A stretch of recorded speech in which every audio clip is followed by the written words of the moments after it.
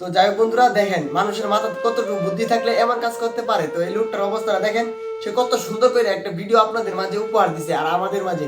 তো এমন সুন্দর সুন্দর ভিডিও এই বাইরে ছাড়া কিন্তু দেখতে পারতেন না। দেখেন তার মাথায় কতটা বুদ্ধি থাকলে সে এমন সুন্দর করে গাড়ি বানায়, গাড়ির মধ্যে মানে খাটের মধ্যে গাড়ি বানাইছে। সে আসলে বলতে হবে যে অনেক সুন্দর একটা বুদ্ধি আছে, আর বুদ্ধি পরিশ্রম করে কিন্তু সে এমন কাজটা করতে পারে। তো দেখেন তার ভিডিওটা,